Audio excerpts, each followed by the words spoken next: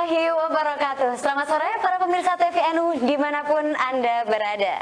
Senang sekali pada sore hari ini saya bisa menyapa para pemirsa sekalian langsung dari studio PBNU dalam acara Artis Bertanya, Kiai Menjawab. Baik, luar biasa sekali pada sore hari ini kita telah menghadirkan bintang tamu yang sangat istimewa, spesial ya. Beliau seorang musisi, seorang konduktor ya, maestro juga luar biasa sekali.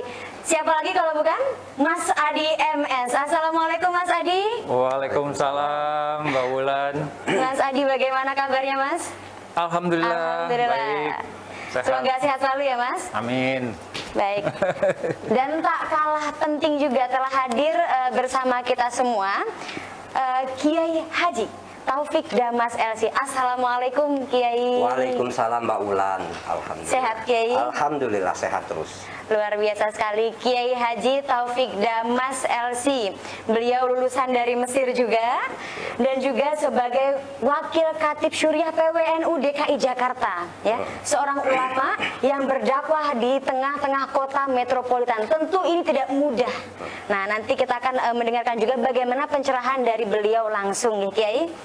Nah, langsung saja ini kepada Mas Adi.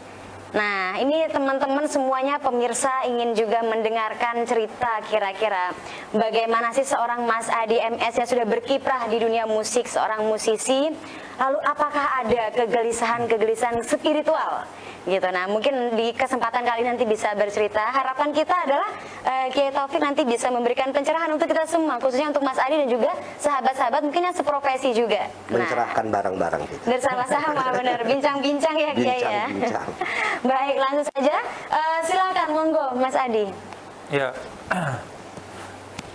Saya senang sekali, alhamdulillahirobbilalamin, saya bisa dipertemukan dengan Kiai Taufik yang saya follow akunnya ya. Akun Twitter. Saya ikuti beberapa penggiat media sosial, khususnya untuk hal-hal keagamaan gitu ya. Di samping ya tentunya pasti soal seni gitu ya. Dan makin interested saya karena makin sekarang itu makin melihat banyak sekali keresahan-keresahan yang muncul di masyarakat karena isu agama ini. Agama itu kan apalagi Muslim ya, Islam gitu ya. Katanya rahmatan lil alamin, harusnya kan membuat damai, membuat senang, membuat semua bukan manusia aja ya, alam semesta semua baik-baik aja gitu ya. Kenapa kok belakangan ini amarah gitu ya, belum hoax gitu, terus saling provokasi dan sebagainya. Itu yang makin bikin saya resah gitu ya. Maka kalau ada pencerahan melalui media sosial dari kiai-kiai dari NU itu saya menikmati sekali karena banyak sekali pencerahan yang menjawab apa-apa yang kelihatannya dogmatis gitu ya, terus bikin orang jadi fanatis terhadap satu hal gitu ya, itu jadi punya pembanding gitu, kita diajak berpikir terus gitu ya. Nah, salah satunya dari Kiai Taufik ini yang saya senang sekali akhirnya bisa bertemu. Saya lebih senang. Sama-sama senang kita berjumpa ya Kiai ya. Nah, kira-kira bagaimana Kiai dengan fenomena tersebut yang disampaikan oleh Mas Adi, tanggapan dari Kiai? Ya betul sekali, karena memang di zaman sekarang ini orang memiliki semangat keagamaan yang tinggi. Itu harus kita apresiasi juga. Cuma memang semangat itu tidak cukup untuk bisa memahami ajaran agama itu dengan baik dan benar. Kita harus berendah hati untuk bisa memahami agama itu dengan baik dan benar, dengan bertanya pada orang yang betul-betul ahlinya. Karena jangan sampai kita terjerumus pada kecenderungan melakukan simplifikasi terhadap ajaran Islam. Itu bahaya sekali, karena kita sebagai santri bisa menemukan Islam yang rahmatan lil alamin itu prosesnya panjang. Lewat pendidikan di pesantren, mempelajari berbagai disiplin ilmu. Yang disiplin ilmu itu ada fikih, usul fikih, tafsir, ilmu hadis dan lain sebagainya. Itu adalah produk pemikiran para ulama yang mereka rumuskan tuh agar masyarakat bisa mudah memahami Al-Quran dan Sunnah Rasulullah. Makanya penting sekali memahami berbagai disiplin ilmu itu. Karena kalau ada orang bilang cukup kembali kepada Al-Quran dan Sunnah, itu pasti keliru. Karena Al-Quran itu kitab yang luar biasa, Sunnah Rasulullah juga terkumpul dalam berbagai kitab yang untuk mengambil kesimpulan-kesimpulan hukum, kesimpulan hikmah, itu perlu ijtihad yang panjang. Tidak bisa orang tanpa didasari oleh tidak memahami bahasa Arab, tidak memahami fikih, usul fikih, ilmu tafsir, mustalahul hadis, tahu-tahu kembali kepada Al-Quran dan Sunnah. Tidak mungkin bisa menangkap makna dan pesan yang ada di dalam Al-Quran dan Sunnah itu dengan baik dan benar. Jadi ada tahapannya.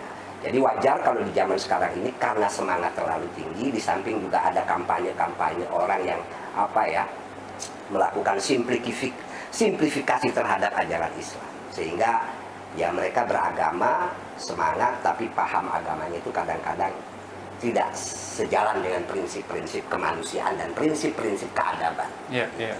Saya sering bilang kalau ada orang menyampaikan ajaran agama Islam tidak sesuai dengan prinsip keadaban, berarti bacaan dia terhadap ilmu-ilmu keislaman masih kurang. Oke, mainnya kurang jauh katanya. Nah, ini kemudian terkait hal-hal musik. Nah, ini Mas, saya ingin bertanya dulu sebelum nanti Mas bertanya kepada Kiai ya mungkin ya Mas ya. Benar nggak sih Mas kalau sebenarnya musik itu bisa menenangkan jiwa dan pikiran, itu gimana Mas? Benar nggak? Oh iya, ya jelas. Gini, kalau di Indonesia ini yang kita sering lihat adalah kenyataan bahwa musik dianggap sebagai hiburan. Hiburan buat joget, buat nostalgia dan sebagainya gitu ya. Tapi sebenarnya di negara-negara industri maju, musik itu sudah lama sekali dimanfaatkan sebagai alat pendidikan. Betul. Kemudian belakangan alat terapi. Bayangkan itu di rumah sakit ada beberapa yang bidang terapi musik itu udah mulai banyak gitu. Dan itu saintifik, bukan ngarang gitu. Balik ke pendidikan, itu di sekolah-sekolah di negara-negara maju itu, kenapa musik ada di sekolah, dan khususnya musik klasik barat ya, di Jepang, di Korea, di Cina, segala macam yang sekarang maju-maju gitu. Karena mereka bilang bahwa kita punya musik tradisi kita yang luhur, kita pertahankan, tapi untuk kepentingan pendidikan, sebagai alat pendidikan, musik klasik barat itu punya kelebihan. Satu, dia tertulis, ada tradisi tulis, bukan tradisi oral dalam penyampaiannya. Nah, jadi di dalam not balok itu dari komponis menulis 300 tahun yang lalu gitu, sampai sekarang nggak ada yang berubah. Titik satu aja nggak dibaca itu udah salah gitu. Jadi ada salah benar, presisi dalam mengeksekusi notasi, tetapi juga pada saat yang bersamaan si anak didik itu dibiasakan mengeksekusinya tapi dengan interpretasi, dengan penghayatan, dengan imajinasi, dengan rasa estetika, keindahan. Nah, kalau orang terbiasa digugah rasa keindahan, saling welas asih gitu ya, kemudian ya keindahan lah gitu, tetapi pada saat yang bersamaan harus presisi, disiplin gitu ya, itu yang sekarang membentuk bangsa-bangsa unggul itu tadi yang saya sebutkan tadi. Nah, oke, kita tadi menangkap satu poin bahwa musik itu sebenarnya sangat bermanfaat. Betul. Tapi ada nggak nih Mas, orang akhirnya menganggap musik itu satu hal yang negatif. Nah, ini apakah Mas Adi pernah merasakan hal seperti itu Mas kira-kira? Nah, ini nanti saya akan bertanya, tapi sebenarnya saya nanti pengen nanya soal itu. Oh gitu, langsung ke Kiai saja kalau sebelumnya gitu. saya ingin langsung tanya ke Kiai aja nih. Betul siap. Nanti akan saya tanya soal hubungan musik dengan agama ya, agama Islam dalam hal ini gitu. Tapi sebelum ini saya cerita saya follower sejati. Akun beliau selalu berikan pencerahan dengan Followernya aja banyakan beliau. dengan cara santai gitu, tapi dalam gitu ya. Yang belum follow ya Twitter beliau @Taufik Damas, itu Twitter, itu mencerahkan sekali. Salah satunya adalah yang saya lihat di situ ada penayangan video Pak Kiai, di mana ada satu metafora gitu ya, antara si kebenaran dengan yang bersahabat dengan si kepalsuan. Yang mana mereka ngobrol, berinteraksi, kemudian akhirnya ada satu cerita yang saya kira mending kalau nggak keberatan diulang nanti ceritanya, ini pasti banyak yang tertarik gitu ya. Iya. Nah, dalam konteks itu saya melihat kenapa ini menarik? Karena belakangan ini saya melihat banyak orang pakai baju kebenaran untuk mengatakan kebohongan. Ya. Hoax atau apa, tapi belum dia udah pakai simbol dia dulu, simbol keagamaan dan sebagainya. Saya ingat satu ungkapan, satu kalimat dari orang yang pernah ada kasus lah di Indonesia ya. Pasti semua tahu lah ungkapan yang mengatakan bahwa jual agama itu gampang. Karena katanya ya di Twitter itu, di tweet itu, karena rakyatnya bodoh-bodoh, jadi gampang dibohongi. Betul. Kalau nggak salah seperti itu ya, Iya. beda-beda dikit tapi poinnya itu. Nah ini ternyata nyambung dengan cerita Pak Kiai ini. Betul. Jadi mohon dielaborasi sejauh mana dan yang lebih penting di tengah kecamuk itu ya hoax dan orang penggunaan baju kebenaran untuk menyampaikan kepalsuan gitu ya. Itu bagaimana sih Kiai kita bisa mengidentifikasinya? Baik, soal kebenaran dan kepalsuan itu memang perang yang tidak akan berakhir sampai hari kiamat.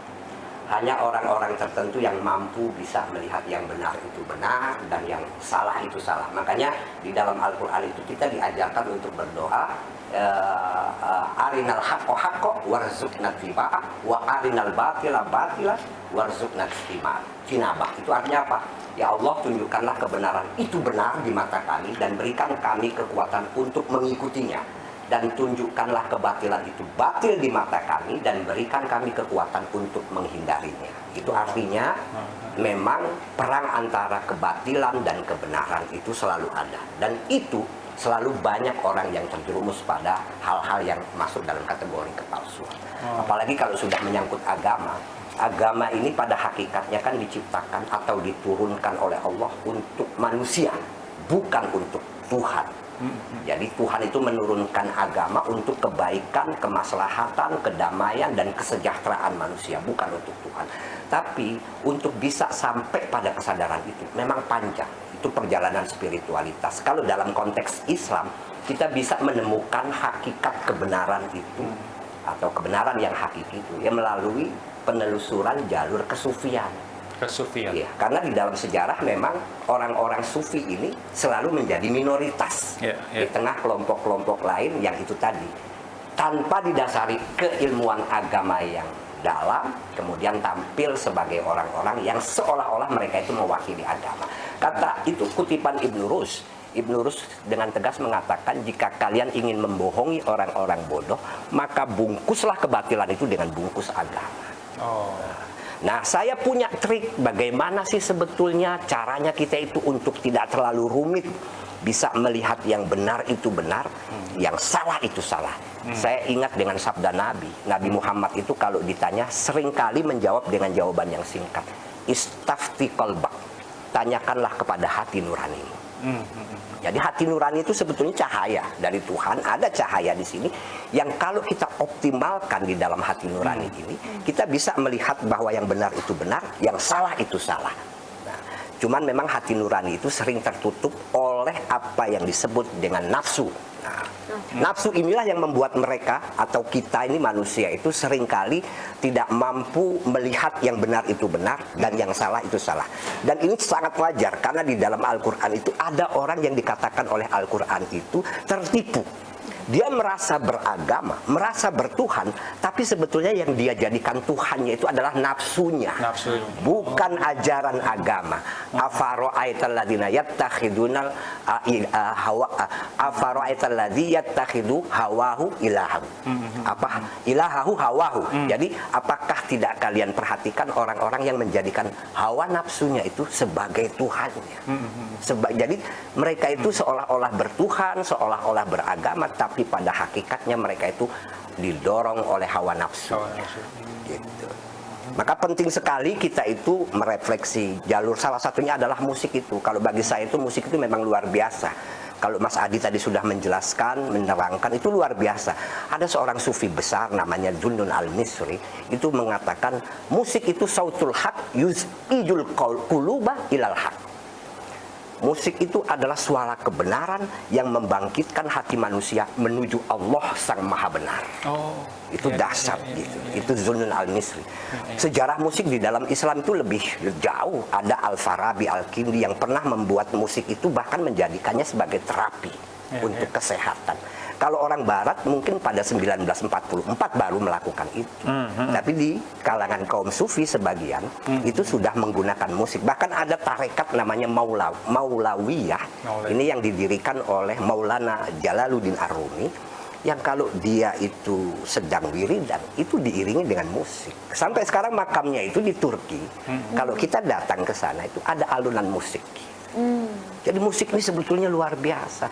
Tapi di tangan orang biasa, ya jadi biasa. Segala sesuatu itu di tangan orang biasa, jadi biasa. Kalau saya menganalogikan musik itu sebagai mobil, kalau orang cuma naik mobil itu untuk jalan-jalan, ya jalan-jalan. Untuk hiburan, ya untuk hiburan. Tapi kalau menggunakan mobil itu untuk mencapai satu tujuan, itu pasti dia akan mencapainya dan dia akan menikmati yang tidak dinikmati oleh orang-orang yang tidak memiliki kesadaran itu. Apalagi pintu menuju Tuhan itu jalannya sejumlah kepala manusia.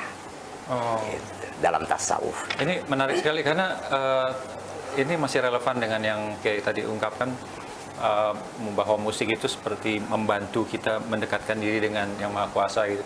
Saya punya kebiasaan setiap sore itu selalu nggak boleh kerja gitu, jam 5 sampai jam 6 sampai maghrib gitu, saya letakkan semua pekerjaan, saya enjoy, ngasep sedikit, Cerutu. kemudian lihat langit, itu sambil dengar musik. Nah, itu sering kali saya mendapatkan satu ekstasi gitu, keindahan, rasa kesukacitaan gitu. Betul. Ya. Entah kadang-kadang burung lewat terus awan lagi indah gitu, itu yang keluar tuh zikir. Ini di dalam hati, bukan soal saya mau bicara saya soleh apa enggak sama sekali. Saya cuma mau berbagi bahwa habis sholat zikir oke, tapi nggak ada yang lebih nikmat buat saya zikir yang keluar spontan gitu. Misalnya, oh indah sekali, aduh, Allahu Akbar, subhanallah, apa segala manusia Allah segala macam, itu yang spontan gitu karena rasa terima kasih dan kebesarannya Maha Kuasa. Itu musik yang bantu saya. Betul. Iya, memang itu tadi kan. Jadi musik itu suara kebenaran yang membangkitkan hati untuk menuju Allah yang Maha Benar. Itu kata Zunnun Al-Misri, itu dahsyat sekali.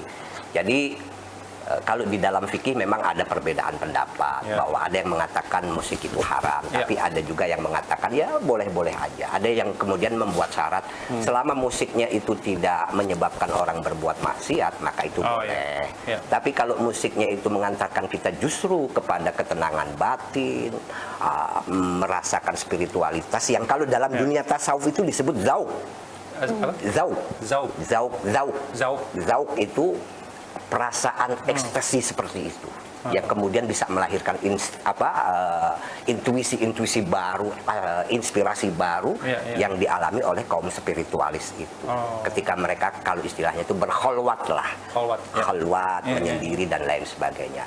Nah, kalau di dunia musik tentu saya percaya bisa dirasakan memang oleh orang-orang yang mendalami itu. Gitu. Jadi dahsyat sebetulnya, tidak seperti yang dibayangkan, apalagi dengan alasan haram, karena nanti bisa mengantarkan pada maksiat. Saya bilang nggak ada musik mengantarkan ke maksiat. Yang ada orang niat maksiat sambil dengerin musik. Nah, ya kan? Mana ada orang dengerin musik itu kemudian berbuat maksiat. Beda konteksnya, Gay. Beda. Yang ada itu memang niat berbuat maksiat sambil dengerin musik. Ya, niat mabuk, niat pakai narkoba sambil dengerin musik, masuk ke diskotik, itu lain lagi ceritanya. Kalau kita mendengar, saya secara pribadi penikmat musik. Bukan cuma musiknya, kadang-kadang lirik-liriknya juga saya perhatikan. Makanya di Indonesia ini saya lirik-liriknya Ebit GAD itu luar biasa saya hayati. Lirik-liriknya siapa, Bang Iwan Fals juga, itu juga saya hayati dan lain sebagainya. Tapi jadi masih tetap ada aja yang mengharamkan musik. Itu ya biarlah, karena begini, sebetulnya dalam fikih itu selain rukun Islam kita boleh beda pendapat. Oh, iya. Nah, ketika ada perbedaan pendapat, orang harus sadar ketika ada orang memilih pendapat yang berbeda dengan kita, wajar. Iya, khilafiyah. Khilafiyah gitu loh. Nah, ada sebagian itu yang punya kecenderungan kalau memilih satu pendapat, inilah yang paling benar, yang lain salah. Iya, Nah, itu iya, yang iya. keliru.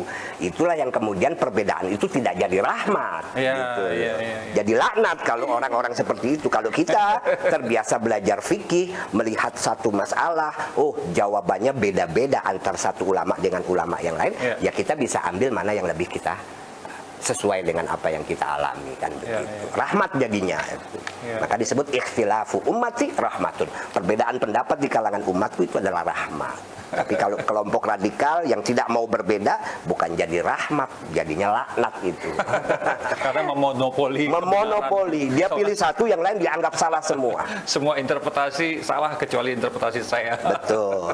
Baik, bincang-bincangnya sangat menarik sekali Mas ya Kiai. Namun kita akan sejenak, jadi kita perlu sampaikan juga kepada seluruh pemirsa bahwasanya TVNU ini mengalami perubahan nama. Tadinya 164 Channel, sekarang menjadi TVNU. Nah, kita akan menyaksikan sejenak greeting dari tokoh-tokoh nasional terhadap TVNU. Assalamualaikum warahmatullahi wabarakatuh. Nama atau brand yang bagus adalah yang mampu mencerminkan konten.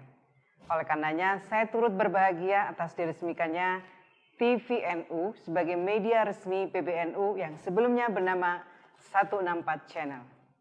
Semoga sesuai dengan namanya, TVNU mampu menyuguhkan konten-konten yang selaras dengan nilai-nilai Nahdlatul Ulama, konten yang merawat Islam Ahlussunnah wal Jamaah, meneguhkan semangat kebangsaan, konten yang edukatif dan informatif yang berkontribusi bagi kemaslahatan umat Islam, khususnya warga Nahdlatul Ulama. Sayyidah Fauzia, Menteri Ketenagakerjaan Republik Indonesia. Wallahul muwaffiq ila aqwamit thoriq. Wassalamualaikum warahmatullahi wabarakatuh. Baik, luar biasa sekali tadi ucapan selamat langsung dari Menteri Ketenagakerjaan Republik Indonesia. Maka untuk seluruh pemirsa jangan lupa di like, subscribe dan juga share video-video dari TVNU. Baik, langsung saja saya serahkan kembali nih, diskusinya belum selesai nih ya Mas ya, masih panjang sepertinya.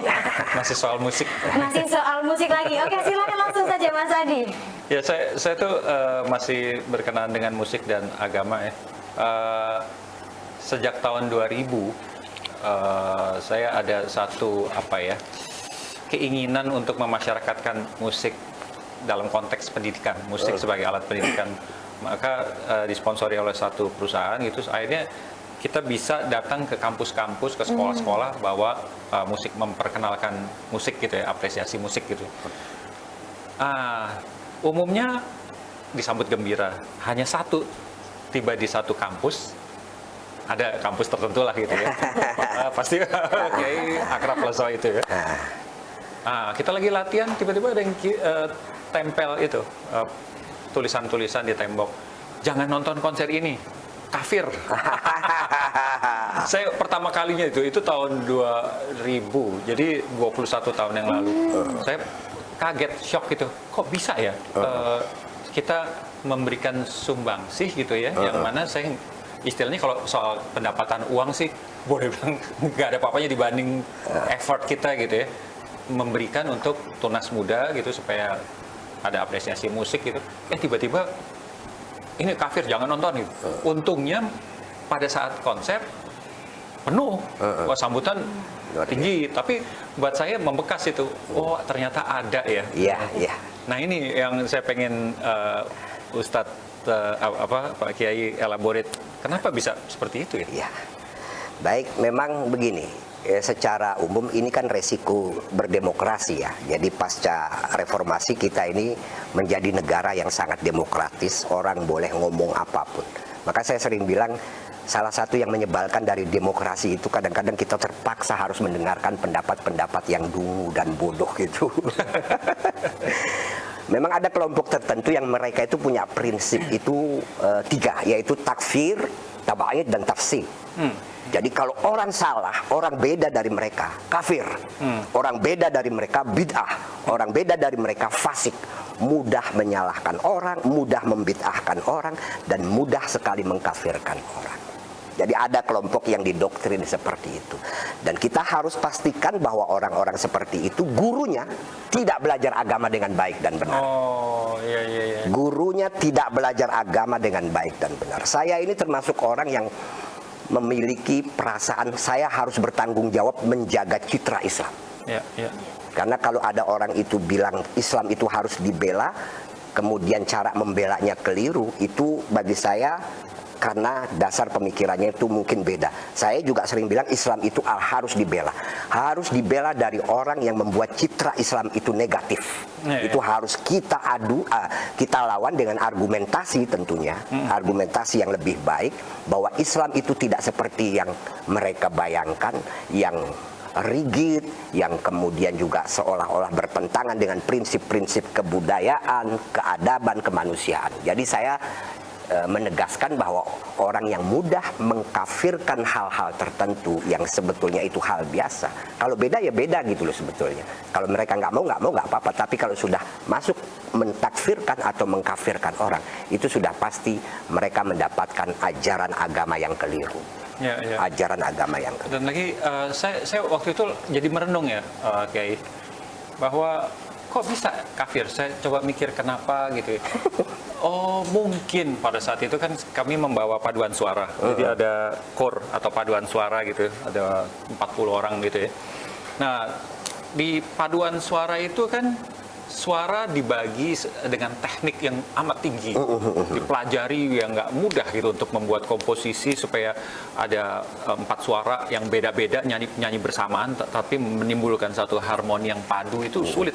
Setelah sulit mengkomposisinya, membuatnya, tidak mudah juga untuk mengeksekusinya, menyanyikannya. Betul. Nah, setelah dengan sangat baik, rupanya anggapan saya kebanyakan orang dengar bentuk menyanyi bersama ditata, bukan secara nyanyi rame-rame gitu, tapi ditata dengan teknik vokal yang benar.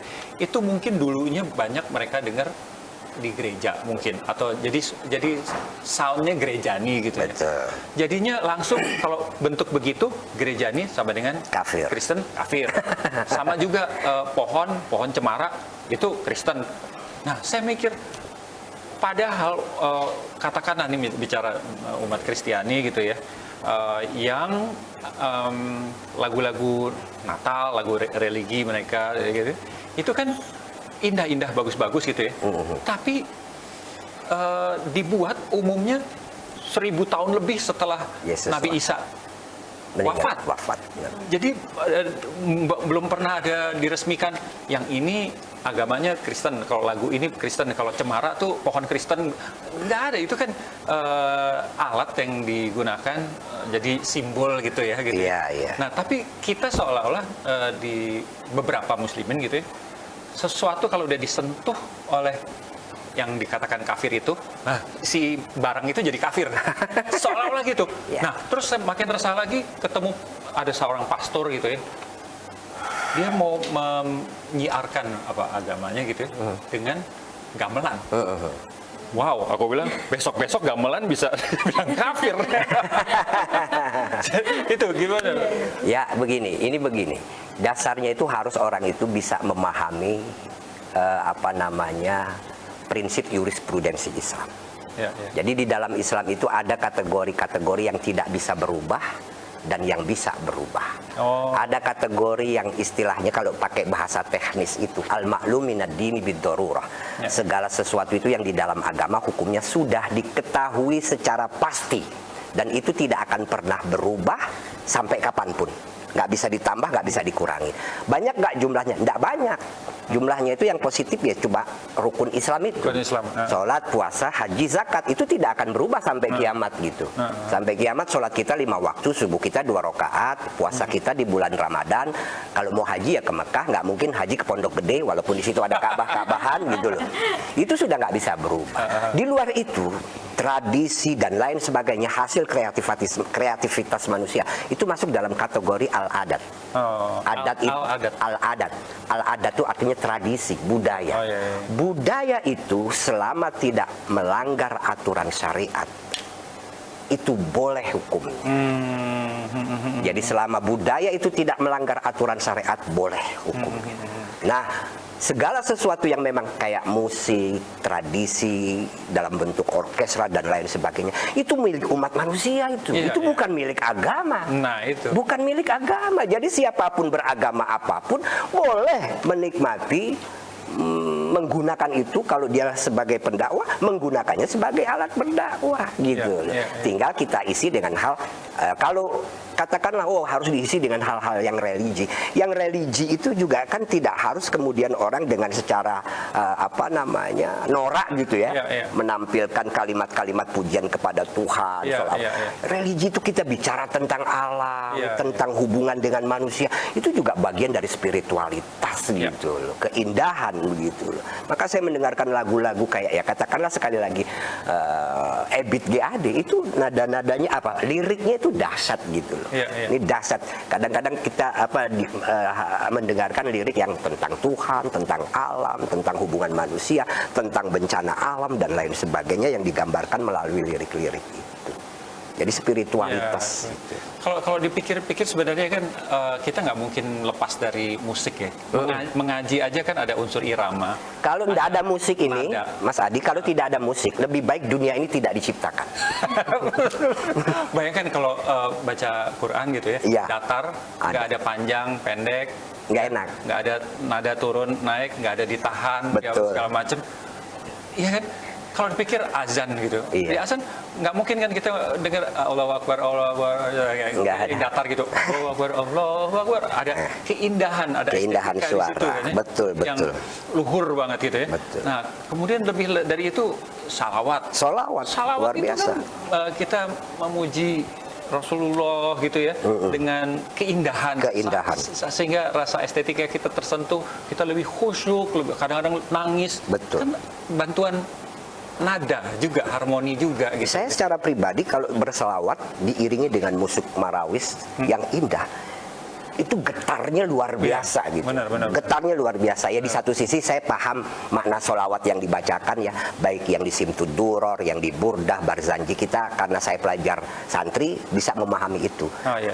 Keindahan liriknya, kalimat-kalimat yang ada itu, apalagi ketika memuji Nabi. Nah, keindahan itu akan luar biasa lagi kalau ada iringan musik yang juga luar biasa. Maka suatu saat kalau Mas Adi pingin konser bikin sholawat yang diiringi dengan orkestra, saya yakin itu akan luar biasa gitu. Saya pernah bikin orkestrasi salawat gitu. Tapi yang juga masih kaitan dengan budaya juga, saya baru pernah posting beberapa minggu lalu ya, soal pakaian berbusana. Jadi ternyata busana tertentu ya gamis gitu ya, yang sebelumnya banyak mengira itu budaya orang muslim gitu, muslimin gitu ya, muslimat gitu, muslimin gitu. Nah, ternyata ada pendeta yang di YouTube dia menjelaskan, saya sering dapat pertanyaan kenapa pendeta kok pakai baju ini? Enggak, ini bukan muslim, ini identitas budaya kami sebagai orang Arab. Jadi tidak ada seorang pun yang bisa menahan saya mempertahankan identitas budaya. Jadi bukan soal agama, dia pendeta Kristiani gitu. Saya habis itu ada ya biasalah. Wah, kalau nggak suka gamis gitu-gitu. Nah, saya bilang, saya pergi haji 2 kali, 2002 dan 2010. Selalu saya beli gamis. Di sana tuh selalu saya pakai gamis. Saya menikmati sekali memakai gamis gitu ya, menyatu dengan sekitar gitu ya. Sampai sekarang masih saya simpan gitu. Bukan nggak suka, cuma ini ada pencerahan buat saya. Oh, ternyata pendeta pun pakai itu, jadi itu identitas budaya. Itu gimana dong? Betul. Memang cara berpakaian kita itu, cara berpakaian itu budaya, bukan agama. Kalau agama itu hanya mengajarkan kita itu menutup aurat. Ya, laki-laki, perempuan auratnya ya, kalau soal batasannya itu lebih jauh bisa kita bahas dalam fikih nanti. Tapi soal bentuk dan cara berpakaian itu jelas itu sesuatu yang tidak diatur oleh agama. Kita boleh pakai celana, boleh pakai gamis, boleh pakai sarung, boleh pakai blangkon, boleh pakai apa dan lain sebagainya. Yang penting itu adalah sesuai dengan kepantasan budaya tertentu. Jadi tidak ada kalau ada orang bilang, wah ini pakaian Islam, nggak ada. Islam itu nggak ada pakaiannya. Bahkan loh. baju koko kan baju sebenarnya dari koko. Cina. Iya, yang ada itu di dalam Islam berpakaian itu menutup aurat. Mau pakai apapun terserah. Lagi, ya itu tadi sekali lagi karena cara mereka memahami ajaran agama tidak dalam sehingga tidak bisa memisahkan atau membedakan mana agama, mana budaya.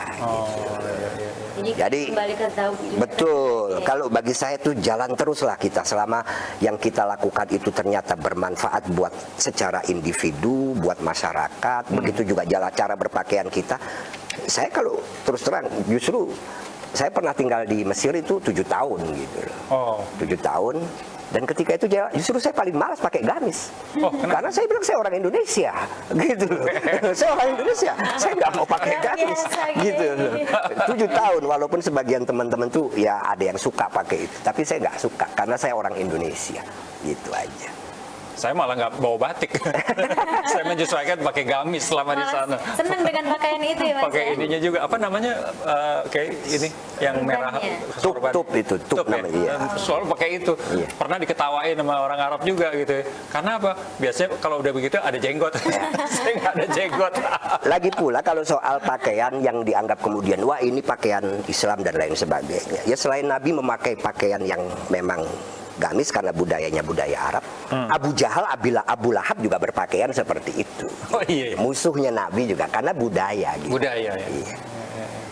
Jadi kita harus bisa membedakan mana ajaran agama yang hakiki, mana yang kemudian budaya, dan budaya itu bisa kita apresiasi selama memang tidak bertentangan dengan ajaran syariat. Apalagi kalau budaya itu kemudian memberikan manfaat buat orang banyak. Ya kayak di kalangan kita lah NU, tahlilan itu budaya. Ya. Jadi kalau ada orang meninggal dunia atau selamatan mau khitan dan lain sebagainya, kita kan menggelar tahlilan. Saya sering bilang itu budaya. Maka hukumnya apa? Bukan wajib, bukan sunnah. Jadi tokoh-tokoh agama jangan mewajibkan itu dan jangan menyunahkan itu. Karena kalau ada saudara-saudara kita yang tidak mau ikut, kita nggak menyalahkan. Ada saudara kita umpamanya meninggal dunia, orang tuanya malamnya mereka tanpa tahlilan, ya jangan dikatain karena memang tahlilan itu bukan wajib dan bukan sunnah gitu. Budaya. Tapi budaya tahlilan itu isinya pahala semua karena yang dibaca itu Fatihah, Yasin, awal Baqarah, ayat kursi, akhir Baqarah, tahlil, tahmid, sholawat, ada silaturahmi, ya toh. Kemudian sohibul hajat, sohibul bait itu pasti bersedekah, nyediain makanan, ngasih amplop buat ustadz, itu semuanya pahala semua itu jadinya. Asalnya memang budaya. Gitu. Nah, Kiai, ini kebetulan lagi ngomongin masalah pakaian, saya juga punya pertanyaan nih. Tertarik untuk bertanya, boleh nggak Kiai? Boleh, boleh. Saya bukan artis ini. Jadi gini, kan saya pernah mendengar firman Allah dalam Al-Quran gitu ya Kiai, kalau ada perbedaan pakaian untuk istri Nabi dan juga bukan istri Nabi. Nah itu gimana itu Kiai? Niqab dan mungkin misalnya pakaian yang harus panjang. Dan ada hadisnya kalau nggak salah yang pakaian itu tidak boleh terlalu panjang karena ditakutkan akan jadi sombong. Bener nggak itu Kiai? Gimana penjelasannya Kiai? Itu kalau gini, ada kasus di mana Nabi itu ketika menikah dengan Zainab binti Jahsh, itu rumahnya rame, jadi tamu itu laki perempuan campur di rumah Nabi. Kemudian atas usul Umar bin Khattab, Nabi coba deh dibikin tabir gitu loh, supaya tamu di rumah ini antara perempuan dengan laki-laki itu nggak campur. Karena istri-istrimu itu kan orang-orang mulia, jangan sampai nanti ada yang usil masuk rumah Nabi gitu, kemudian melakukan hal-hal yang tidak sopan gitu loh. Akhirnya turunlah ayat tentang hijab. Nah, hijab ini bukan pakaian gitu loh. Hijab ini tabir. Tabir itu bisa dari kain, bisa dari papan, bisa dari tembok. Nah, kalau orang sekarang ini sering, "Wah, kamu berhijab," keliru. Hijab itu bukan pakaian. Tabir pembatas yang memisahkan dua pihak. Ya, dalam konteks itu antara perempuan dan laki-laki. Kalau pakaian itu jilbab, jamaknya jalabib, ada juga khumur. Jilbab itu pakaian yang menutup kepala panjang dan lain sebagainya. Itu pernah dianjurkan Nabi dan istri-istri Nabi dan perempuan-perempuan muslimah supaya mereka itu tidak diganggu oleh masyarakat yang ketika itu cenderung mengganggu budak-budak yang cara berpakaiannya lebih terbuka. Jadi ketika mereka menggunakan jilbab, mereka diidentikan sebagai perempuan merdeka, perempuan terhormat yang tidak boleh diganggu. Ya kalau bahasa kita sekarang ini ada kelompok-kelompok apa ya istilahnya itu, ya berandal-berandal lah yang suka ganggu perempuan. Nah dulu itu punya kecenderungan kalau ada budak-budak perempuan dengan pakaian yang agak terbuka, mereka mengganggu, melecehkan dan lain sebagainya. Nah supaya tidak terganggu, maka perempuan-perempuan muslimat itu jangan sama pakaiannya dengan budak gitu. Jadi harus berpakaian yang lebih tertutup.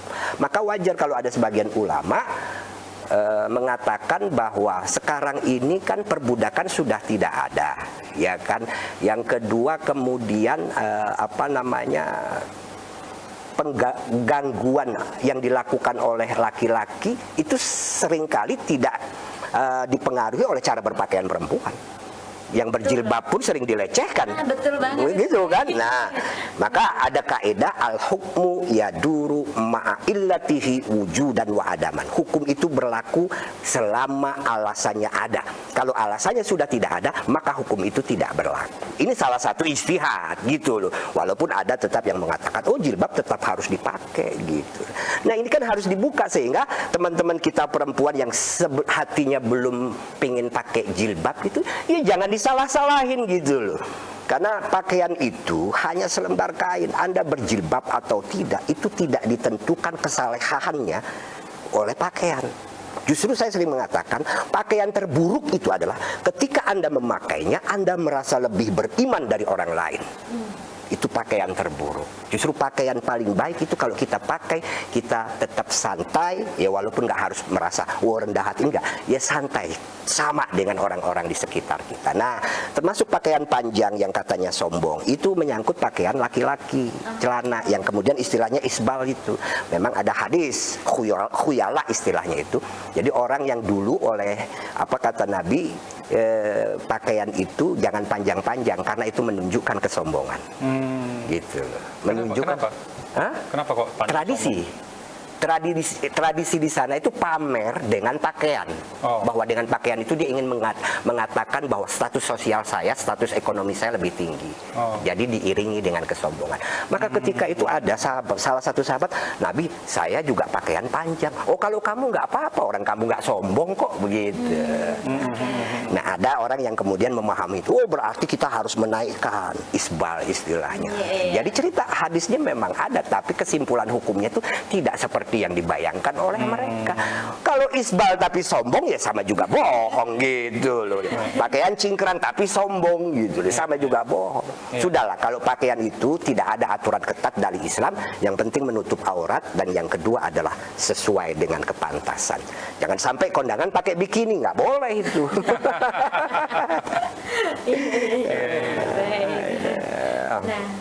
Nah, mungkin Mas Adi masih ada pertanyaan lagi nih, sepertinya sudah mengantongi ribuan pertanyaan ini pemirsa ya. Banyak, tapi kan ini tinggal berapa menit lagi nih. Masih boleh? Masih boleh. Saya gini, ya, saya melihat bahwa sudah menjadi kodrat tanda kutip ya. Manusia itu punya keserakahan. Dikasih rezeki, makan bisa, papan punya, sandang pangan gitu ya. Tapi pengen yang lebih nggak ada habisnya. Nah, bangsa pun begitu. Ada keserakahan bangsa-bangsa yang mungkin mengetahui bahwa alamnya nggak terlalu kaya sumber daya alam. Dia pikir ke depan, anak cucu nih nanti nggak boleh susah nih. Gimana caranya kita caplok sumber daya alam segala. Betul. Nah akhirnya ada kolonialisme gitu ya. Yang kita dijajah oleh bangsa sono gitu ya, diambil rempah-rempahnya apa segala. Ada kolonialisme gaya baru juga. Nah, kemudian belum sekarang, makin ke sekarang kan minyak ya. Kita tahu bahwa ada skenario tertentu yang bikin apa sehingga bangsa-bangsa yang kaya sumber daya alam minyak itu akhirnya kacau semua. Iya kan? Akhirnya yang seneng siapa? Nah, saya nggak mau jawab sendiri gitu ya. Nah, dalam pada itu saya melihat Indonesia ini setelah lepas dari penjajahan, kan kita tetap punya sumber daya alam yang luar biasa. Sekarang nikel gitu ya, minyaknya masih banyak gitu ya. Nah, pasti ada bangsa-bangsa lain yang, ya maaf, ingin menjajah juga, dalam kutip ya. Betul. Cuma kalau dulu pakai fisik, pakai tentara, senjata, tembak gitu.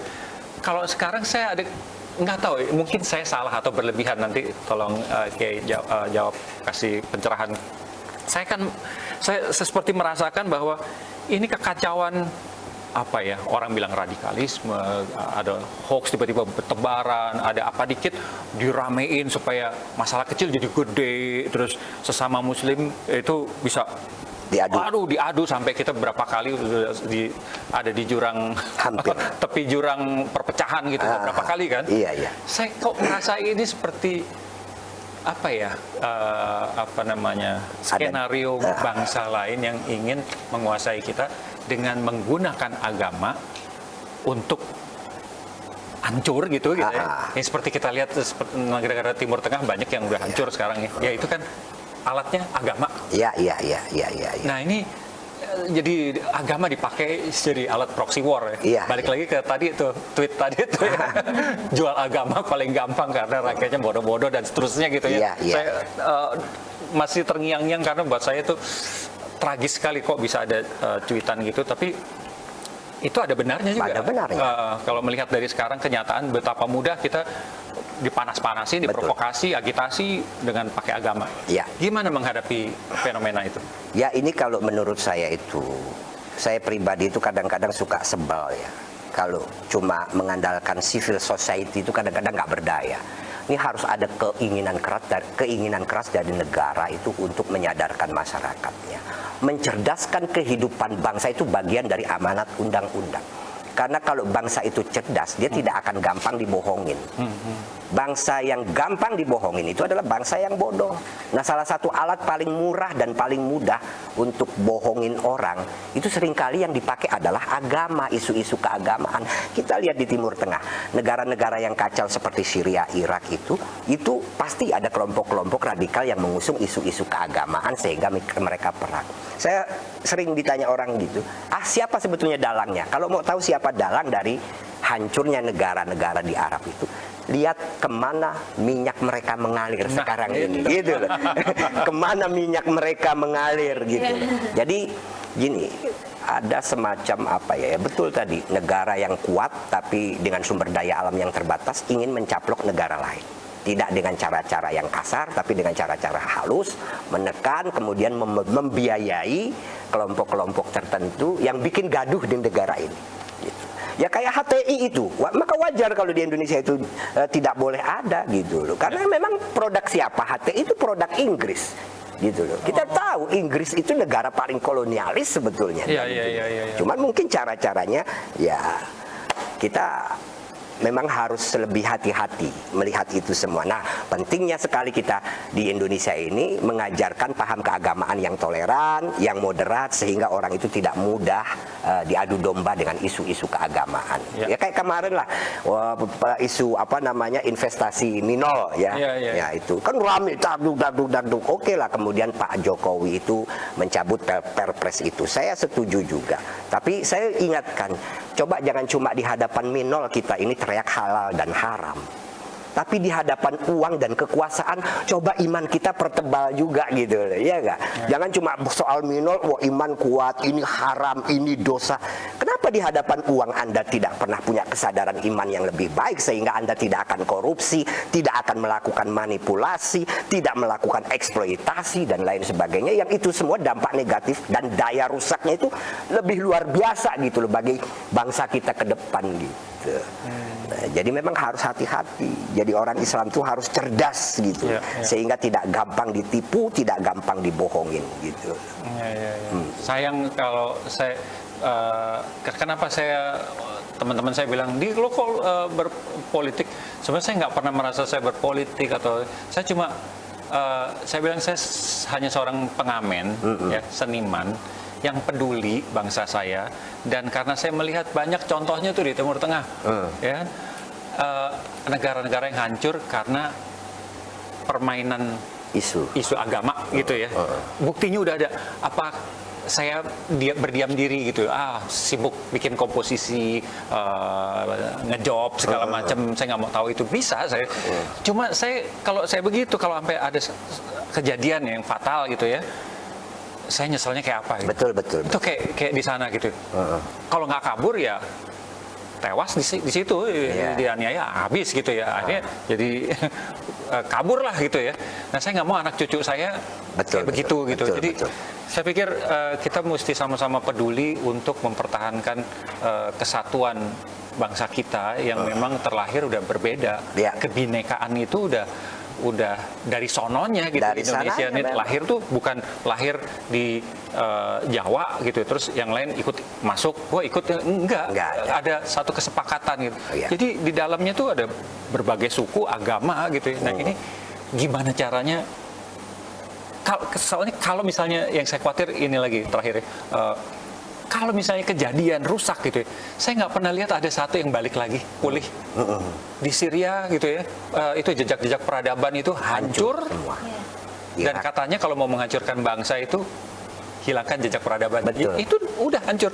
Dan Afghanistan udah 40 tahun lebih. Kapan baliknya? Nggak ada yang tahu. Indonesia mau begitu. Jangan sampai kita sampai seperti itu. Dan saya yakin bahwa bangsa Indonesia ini sebetulnya memiliki kekuatan spiritual tersendiri. Maka saya secara pribadi itu sering membangkitkan rasa percaya diri bahwa kita itu akan kuat berhadapan dengan hoax, dengan fitnah dan lain sebagainya. Dan kita sudah teruji. Adapun kemudian di Indonesia ini ada orang-orang dalam umpamanya yang ikut memainkan semua itu. Ya, inilah tugas kita melakukan pendidikan, menyebarkan hal-hal yang positif ke tengah masyarakat sehingga masyarakat itu tidak gampang dibodohi oleh siapapun gitu loh. Ini tugas kita semua. Maka ya betul kata Mas Adi tadi, bukan terdorong secara naluriah untuk ikut andil mengatakan yang benar itu benar, yang salah itu salah. Ya, tapi ya memang resikonya kita ini sekarang ini bilang saya bukan buzzer aja itu akan tetap disebut buzzer gitu. Iya, kalau kita itu ngomong sesuatu yang dianggap oleh orang tertentu memihak sebelah sana dianggap buzzer gitu. Tapi ya nggak apa-apa, itu namanya sedang zamannya seperti itu ya. Jangan sampailah Indonesia itu rusak karena perang saudara. Makanya isu-isu seperti itu harus kita minimalisir. Ya, alhamdulillah ada Nahdlatul Ulama yang kita tahu selalu menyebarkan paham keagamaan yang moderat dan toleran, yang mengajarkan manusia itu untuk menjadi umat yang menengah, yang ikut andil dalam peradaban, dan itu amanah Al-Qur'an. Wa kadzalika ja'alnakum ummatan wasata litakunu syuhada'a 'alan nasi wa yakuna rasul 'alaikum syahida. Kami jadikan kalian tuh umat menengah, umat yang moderat supaya kalian itu bisa berperan dalam di tengah masyarakat. Nah, kalau kalian sudah berperan, nanti Nabi Muhammad akan menjadi saksi buat kalian. Perannya itu ya peran ekonomi, peran politik, peran teknologi, peran agama dan lain sebagainya itu. Peran kebudayaan juga. Ya, itulah. Di situ saya salut dan respect pada Nahdlatul Ulama, di mana dulu saya hanya beragama aja, saya nggak peduli ini Muhammadiyah, NU apa segala macam. Tapi melihat perkembangan akhir-akhir ini, saya mulai melihat, dan saya melihat yang saya kagum dari Nahdlatul Ulama itu, sebagai organisasi Islam yang terbesar gitu ya, kan boleh dibilang ya mayoritas ya. Iya. Nah, orang kalau mayoritas itu kalau nggak hati-hati lupa, gitu ya. Menggunakan kekuasaan, menggunakan kesombongan gitu ya. Tapi saya lihat berapa kali dicoel, dipanas-panasi, diprovokasi, semuanya tenang gitu. Itu kok bisa ya? Itu pasti ada ajaran yang luar biasa di dalamnya, sehingga bisa menahan diri gitu ya. Tapi sambil menjaga yang minoritas. Betul. Nyata sampai ada yang meninggal kan, jadi pahlawan gitu ya, kan? Menyelamatkan gereja itu ya kan. Itu saya sebagai muslim ya, seorang muslim menyelamatkan seorang non muslim ya dari bom gitu ya, sampai dia sendiri meninggal. Luar biasa, saya respectnya gitu. Dan itu Nadine ya. Jadi saya makin respect gitu sama NU. Iya. Ada di dalam Al-Quran itu ayat yang mengatakan begini, seandainya Allah tidak jadikan manusia yang satu sebagai pencegah buat manusia yang lain, maka rumah-rumah Tuhan itu, masjid, gereja, sinagog dan lain sebagainya akan dihancurkan. Iya. Nah, akan hancur itu. Nah, bisa dilindungi, bisa dijaga karena Allah juga menciptakan orang-orang yang memiliki kesadaran untuk menjaga rumah-rumah Allah. Nah, Masya Allah, luar biasa. Jadi kalau Banser jaga gereja itu ayatnya ada gitu loh. Luar biasa. Mungkin untuk seluruh pemirsa boleh tepuk tangan secara virtual. Baik, mungkin ini boleh kesempatan terakhir untuk Mas Adi. Mungkin kalau masih ada satu pertanyaan silahkan. Masih boleh. Boleh. Satu lagi, terakhir saja nih Mas. Soal konsep tasawuf, saya pengen apa namanya, Kiai ini mempelajari udah dalam sekali mengenai tasawuf ini. Ini saya pengen langsung dengar dari Kiai. Tasawuf itu sebetulnya adalah di mana orang itu mampu melihat dan merefleksikan ke dalam diri. Jadi dia itu hening gitu loh. Nah, memang kalau di dalam ajaran kita sebagai orang NU, kenapa kok kita NU? Kalau di kelompok lain tuh memang ada sebagian orang Islam yang tidak mau tasawuf. Dan itu bagian dari strategi supaya mereka itu bisa membuat orang itu tetap hatinya keras, tak tersentuh oleh ajaran tasawuf. Oh iya, iya. Karena ajaran tasawuf ini yang kemudian melembutkan hati kita. Kalau di pesantren itu kita belajar dulu fikih, belajar usul fikih, tafsir, mustalahul hadis. Itu ilmu-ilmu teori yang kadang-kadang membuat orang itu jadi sombong. Ya. Maka santri-santri senior sebelum dia pulang dari pondok itu harus ngaji tasawuf dulu. Boleh pinter, tapi ingat, dengan tasawuf itu orang diajarkan untuk rendah hati, untuk kemudian selalu ramah, mencintai orang dan lain sebagainya. Jadi sebetulnya konsep tasawuf itu kalau di dalam tradisi NU itu kemudian ada tarekat. Tarekat ini adalah pertemuan antara murid dengan guru, mursyid disebutnya. Nah, murid dan guru inilah yang kemudian dalam satu wadah nama tarekat itu kemudian mereka itu belajar ilmu tasawuf. Bukan cuma belajar teorinya, tapi juga ada bimbingan spiritual dari seorang mursyid. Gitu. Makanya di NU itu ada lembaga yang namanya itu Jam'iyah Thariqah Mu'tabaroh An-Nahdiyah, disingkat jadi Jatman. Itu berbagai tarekat ada di situ. Ada tarekat Naksabandiyah, ada tarekat Qadiriyah, Saziliyah dan lain sebagainya. Nah, mursyid-mursyidnya banyak, murid-muridnya itu banyak. Jadi kadang-kadang memang perlu ada tarekat karena tidak semua orang ingin menjadi sufi bisa selamat. Kadang-kadang tergoda oleh setan, akhirnya terpeleset bukan jadi sufi, tapi bisa jadi jadi orang-orang yang senewan. Gitu. Maka perlu ada pembimbing. Tapi saya juga secara pribadi, kalau orang itu bisa menemukan kedamaian, ketenangan melalui jalur yang sudah biasa dia lakukan seperti Mas Adi ini, melalui jalur musik, itu bagi saya itu juga jalan tasawuf. Walaupun kemudian tidak boleh juga mengajarkan orang, lu ikut gua aja nih jalan tasawuf, nggak boleh, karena itu belum ada kerangka istilahnya itu pengakuan dari ulama. Karena kalau di dalam tradisi NU itu harus dianggap mu'tabaroh dulu, oh ini benar gitu tarekatnya. Gitu. Tapi secara individu kalau memang kita merasakan kedamaian, ketenangan melalui apa yang kita lakukan, apalagi ternyata bermanfaat buat orang, dinikmati orang, itu sudah spiritual banget gitu, spiritual banget. Gitu. Makanya kata Cak Nur itu pernah menulis buku itu Pintu-Pintu Menuju Tuhan. Nah, di situ beliau menjelaskan bahwa pintu-pintu menuju Tuhan itu banyak sekali. Bahkan tukang sapu jalanan, ketika dia lagi jalanan nyapu itu kemudian dia merasakan kenikmatan, kedamaian, apalagi bibirnya sambil berzikir dan lain sebagainya. Maka guru, pengajar, dosen itu sebetulnya bagian dari tarekat. Selama dilakukan dengan keheningan hati, kedamaian, ketenangan, tidak berpikir yang negatif dan murni ingin mendekatkan diri kepada Allah, tidak menyebabkan kerugian bagi orang lain, itu sudah tarekat namanya. Salah satu tokoh terbesar di NU, Habib Lutfi kan? Ya, itu ketua Jatmannya. Sufi dunia. Iya, bahkan sufi dunia. Artinya setiap orang itu memiliki jalan tasawufnya masing-masing. Masing-masing, cuman memang harus intelektual karena sufi-sufi besar itu adalah kaum intelektual. Imam Ghazali itu intelektual, kemudian juga Abdul Qadir Jailani itu intelektual, kemudian juga Zunnun Al-Misri intelektual, Hasan Basri juga intelektual. Jadi tidak boleh asal-asalan juga. Baik, luar biasa sekali penjelasannya, sangat komprehensif, lengkap semuanya Mas Adi. Terima kasih Kiai, terima kasih. Kita ingin menyapa juga pemirsa yang masih tetap setia menyaksikan dari manapun Anda berada. Nah, demikianlah rangkaian kita pada episode pertama kali ini Jangan lupa kami ingatkan kepada seluruh pemirsa untuk tetap mengikuti episode-episode selanjutnya tentunya di program Artis Bertanya, Kiai Menjawab. Dan di episode selanjutnya akan kita hadirkan juga bintang tamu yang tidak kalah hebatnya ya. Jadi teman-teman semuanya pemirsa tetap saksikan dan juga jangan lupa subscribe, like, komen dan juga share semua video dari TVNU khususnya program di Artis Bertanya, Kiai Menjawab.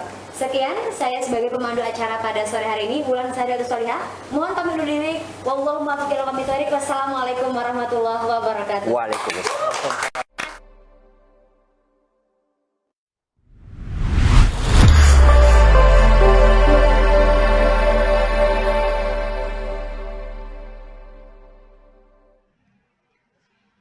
Assalamualaikum warahmatullahi wabarakatuh.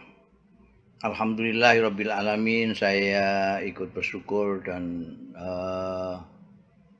berbahagia sekali dengan perubahan nama media komunikasi Nahdlatul Ulama yang dulu bernama 164 channel sekarang menjadi TVNU. Mudah-mudahan dengan perubahan nama ini tidak menghilangkan jati diri aslinya sebagai televisi komunikasi Nahdlatul Ulama yang memberikan informasi suguhan-suguhan khas Nahdlatul Ulama yang bernuansa kemanusiaan, spiritualitas, rahmatan lil alamin, juga akan memberikan semangat baru kepada pengasuh-pengasuhnya untuk terus berkreasi, terus memberikan manfaat bukan hanya kepada warga NU sendiri, tapi juga untuk rakyat masyarakat Indonesia secara keseluruhan. Mudah-mudahan TV NU ini menjadi bagian yang lain dari sumbangan Nahdlatul Ulama kepada Indonesia. Demikian, mudah-mudahan selalu bermanfaat, barokah dan diridhoi oleh Allah Subhanahu wa taala. Wassalamualaikum warahmatullahi wabarakatuh.